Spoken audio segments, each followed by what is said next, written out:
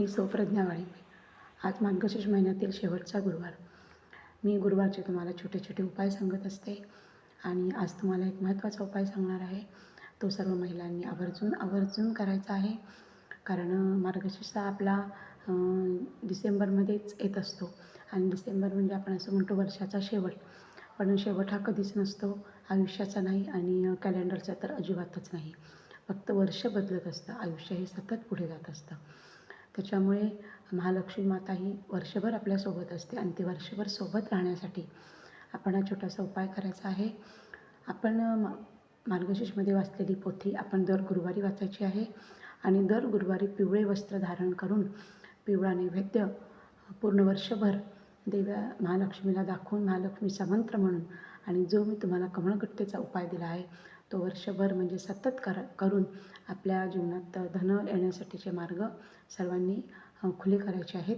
आणि हे सर्व करताना आपण इतकी काळजी घ्यायची आहे का ह्या महिन्यामध्ये जर आपल्याकडनं काही चूक झाली असेल उपवास करताना, पूजा करताना किंवा कोणाचं मन दुखवलं गेलं असेल, कधी कोणाशी कळत नकळत वाद झाला असेल, तर त्या सर्व गोष्टींची माफी तुम्ही आज महालक्ष्मी मातेकडे मागायची आहे आणि महालक्ष्मी मातेला विनंती करायची आहे, हे महालक्ष्मी माता धनरूपात, आनंदरूपात, सुखरूपात कायम माझ्या घरात तुझं वास्तव्य राहू दे आणि माझ्याकडनं काही चुकत असेल तर मला क्षमा कर, असं आपल्या सहकुटुंब सहपरिवारासह महालक्ष्मीच्या समोर हात जोडून तिची माफी मागायची आहे.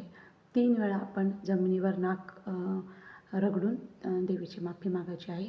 पण हे घरातले सर्व कुटुंबियांनी करायचं आहे. उपवास जरी एक महिला करत असेल तरी ती आपल्या पूर्ण कुटुंबासाठी हा उपास करत असते. त्यामुळे सर्वांनी तिला साथ देऊन आजचा हा शेवटचा गुरुवार पूर्ण होण्यासाठी त्या महिलेला मदत करायची आहे, सहाय्य करायचं आहे, जेणेकरून तिच्या उपवासाला तेवढं वजन आलं पाहिजे आणि तिच्या उपवासाने तिच्या पूजापाठने तुमच्या घरामध्ये धन वाढण्यासाठी तुम्ही तिला मदत करायची आहे आणि तिच्या ह्या कार्यात तुम्ही सर्वांनी तिला साथ द्यायची आहे.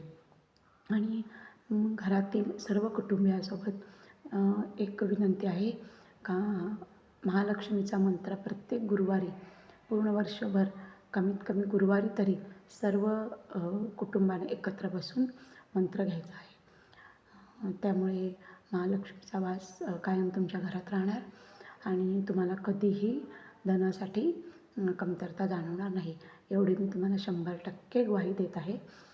100% म्हणजे इतका पूर्ण विश्वास आहे ह्या मंत्रांवर, ह्या उपासावर, ह्या महालक्ष्मीच्या पोथी वाचण्यावर का तुम्ही वर्षभर हे करून तिला फक्त तुमच्या घरात आनंदाने ठेवा.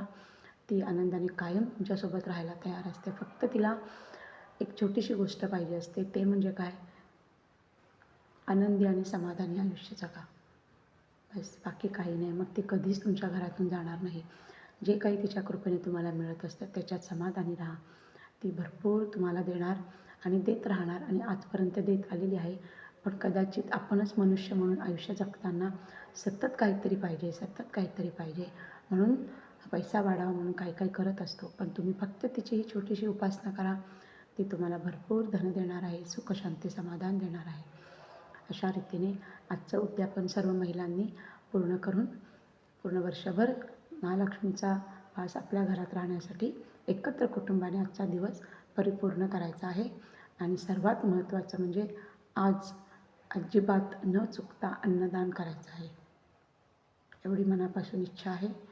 म्हणजे तुमचे गुरुवार परिपूर्ण होतात, महालक्ष्मी मातेपर्यंत पोहोचतात, अन्नपूर्णा माता खुश राहते, सर्व देवीदेवतांचा तुमच्यावर आशीर्वाद कायम राहतो. म्हणून आज अन्नदान काही करून चुकवायचं नाही आहे.